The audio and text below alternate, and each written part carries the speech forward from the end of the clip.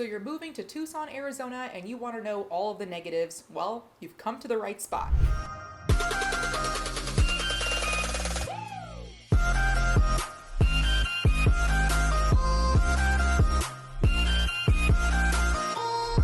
I'm Allie Garced, or Allie the Agent, and I went from being a special agent in the Air Force to being a real estate agent, and I love what I do now. I didn't have a choice in moving to Tucson, Arizona. The military chose that for me, but I've been here since the beginning of 2018. That's when I PCS'd here, and I've been here ever since. So if you are relocating to Tucson, or if you're PCSing here to Davis-Monthan Air Force Base, I'm a real estate agent, and I'd love to be of service to you. At least subscribe to this channel and follow along for other real estate related things or Tucson related things. There are a lot of good things about Tucson, Arizona, but there are also a lot of bad. So today I'm going to cover the 7 worst things about living in Tucson, Arizona. Take everything with a grain of salt because this is my personal opinion. This video will be unlike every other video you're going to be watching because a lot of other videos just talk about the weather and how hot it is. And of course, that's obvious. You know how hot it is. It's Tucson. These are the cons of what I think are cons after having lived in 8 different states over the course of my decade in the Air Force and having lived here for already 5 years. Let's begin with con number 1.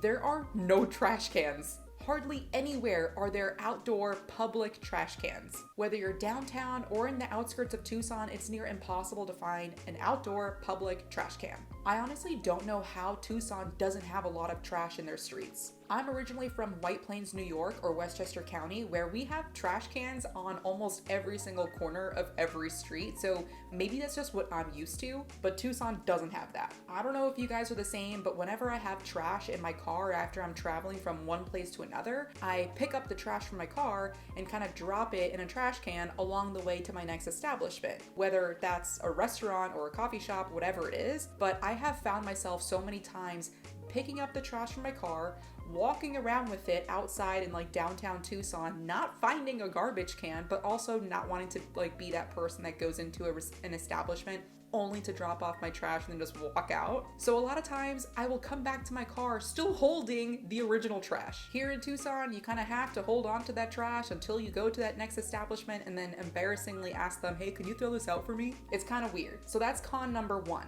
Every time I tell my friends about this, they're like, oh, really? Huh, I never noticed that. And those are like my friends that live here in Tucson. So I don't know, maybe it's just me and I have some weird thing about trash. Now, con number 2.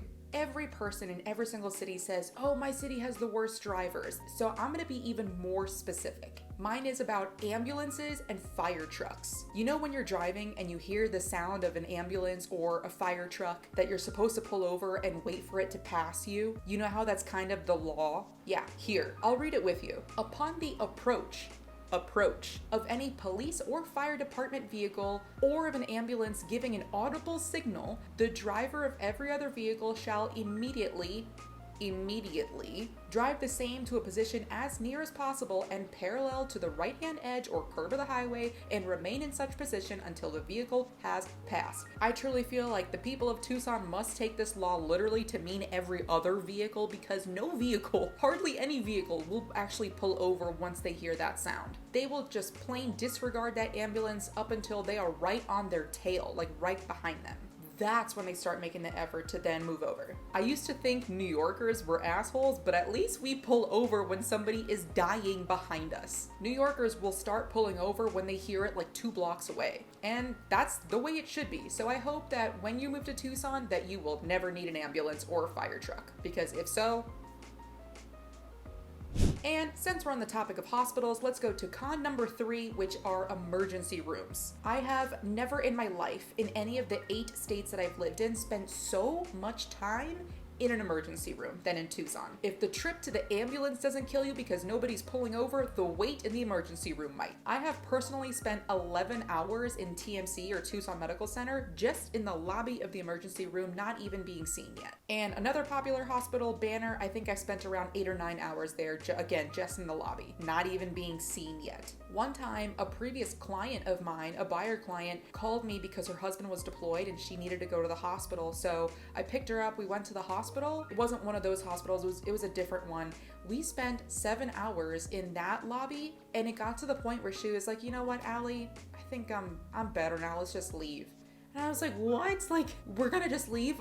Are you sure? And she was like, I'm over this. I don't want to continue waiting. So that's kind of how bad it is. Luckily, she's okay, but you can see how this can quickly turn into a scene out of the movie John Q. And if you're lucky enough to be seen before the fat lady sings, you still might not even get a room. You might be seen your entire time of your hospital stay in the hallway. Con number 4 is flooding. Every other video is going to talk about the weather at some point, but I do have to mention, aside from it being triple-digit temperatures 4 months out of the year, we have monsoons that, okay, yes, it rains just a little bit, but the flooding is what's the issue. Instead of what a lot of people say, which is the rain. We actually don't have that much rainfall. It's just that we're not used to it. Everyone's like, oh my God, it actually rains a lot in Tucson. It doesn't. Let me go into some numbers.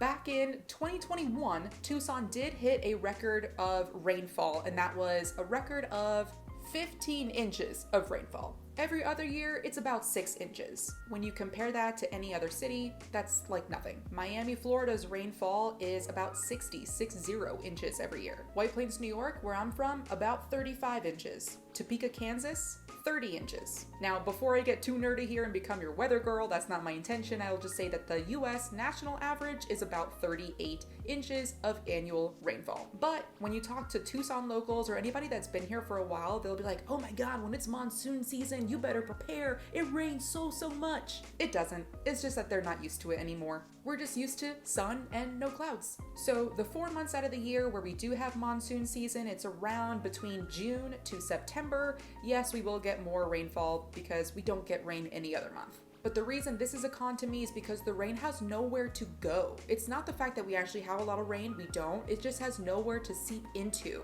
The ground is so hard here that the water cannot physically seep into it. So therefore, the streets flood, and they flood quite a bit.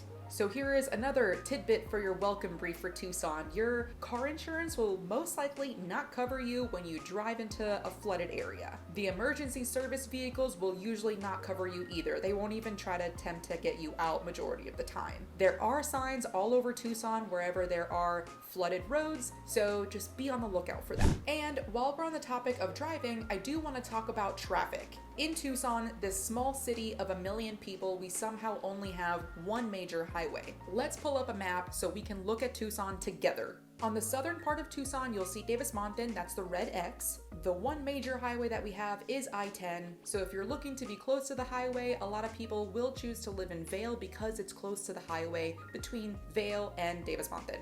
Downtown Tucson is just west of Davis-Monthan. But if you want to live in central Tucson or that blue X area, Tanque Verde, or as people here call it, Tanque Verde, then you're most likely going to be hitting every single red light on the way to work and back. But surprisingly enough, it actually does take the same amount of time to drive from Tanque Verde to the base as it does from the base to the Vail area. It just feels like it's longer because you're driving on the city roads. However, the opposite occurs if you're going to be living in Sahuarita, which is so far south that it's not even included in this map. So if you continue taking 19 all the way down, you will eventually hit a town called Sahuarita, or as people here say, Sahuarita. And even though you're driving on the highway to get there from Tucson, it feels like so much longer, even though it's highway, because there's like nothing on either side. So you just have to pick your poison. If you do end up living on the east side, especially up near Tanque Verde, then expect for it to be about 50 to 55 minutes to get from that area to the west side of Tucson, close to the highway, to then go up to Phoenix. So it pretty much adds like another hour to your drive if you ever wanted to make day trips or weekend trips to Phoenix, or if you wanted to go to the Phoenix airport. So if you're looking to go to Phoenix pretty often, then I would suggest maybe living on the west side, closer to I-10, or living up in Marana, which is so far north that it's not included on this map either. That's actually where I currently live now. I used to live in Tanque Verde, and surprisingly enough, from our area in Marana, it actually takes about the same amount of time to get from Marana to Davis-Monthan as it did from Tanque Verde. It's all pretty equidistant. You can pretty much just expect a 25-30 minute ride anywhere you go in Tucson. This is a major con for me because I came from Monterey, California. That was my station prior to this, before I separated from the Air Force. And in Monterey, everything takes no more than 5 minutes to get from one side to the other. And compare that to here, where I can be on one side of Tucson going to the other, and 1 hour later, I'm still not there. That's crazy to me. I personally think that Tucson should just be like sliced right down the middle and down the side and just create into 4 different cities. So that's con number 5 to me, is if you're driving from east to west or west to east, it's gonna take you so long, you're gonna be hitting every single red light since there is no interstate going west-east truly. I-10 is a west-east, but it's, as you can tell, it's all the way down south, making that northeastern corner super pocketed and put away. So if you do plan on living in the northeast corner, just expect more time for traffic. And there has been talk about building a highway, constructing a highway, creating a shortcut from east to west on the northern portion of Tucson, but the residents always vote against it. They say that it's going to drive down property values. Tucson is huge. I say live near your friends because otherwise you might not ever see them again. If the school districts or schools are of importance to you, then I do suggest you watch the video that I already created for you, the top best school districts in Tucson and in Pima County. It's gonna be up here, so I already did the research for you, going on greatschools.org and niche.com, so there you go. Now, con number 6. I am a real estate investor, so when I first moved to Tucson, I really wanted to buy a multifamily property, like a duplex, triplex, fourplex, live in one side, rent out the other sides, and essentially house hack. But in Tucson, the multifamilies, majority of them are so old. And by old, I mean like 1960s, but they weren't really in the best condition, so I was foreseeing a lot of capex or capital expenditures and just overall maintenance, so I didn't want to do that. Therefore, I just purchased single family and it worked out, but I wish that Tucson had some more new construction multifamily. If you are looking to invest, if you're, say, a first-time investor, second-time investor, or just on the newer scale of investing, I would love to put you in touch with a good friend of mine who is an agent here in Tucson who specializes with investors. I'd love to make that connection. Again, shoot me a text, 914-318-4918. He was actually my agent when I was trying to invest here in Tucson before I got my license. Lastly, con number 7, the police in Tucson deal with so much.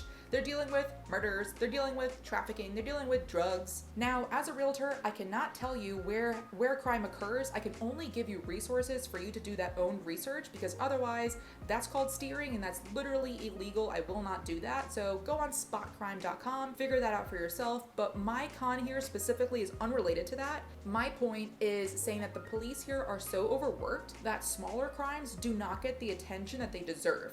For example, say your mail packages are getting stolen from your front yard, or say you get into a small fender bender, you have to exchange information. It's gonna be a while before the police contact you back after you file that report online. One time, a previous coworker of mine who was also a special agent had his new truck entirely stolen right from his driveway. Luckily, he ended up finding it a couple of weeks later, but all the parts were stripped. One time I had to call the cops and it took about 20 minutes for the cops to even get to my location. Again, people don't pull over. So to protect yourself, get trackers on your vehicles, get floodlights, get ring cameras, just protect yourself. Now, after all this, you might be thinking, should I even still move to Tucson? Is there anything good about Tucson? Yeah, there is a lot. So if you'd like, let's schedule a call.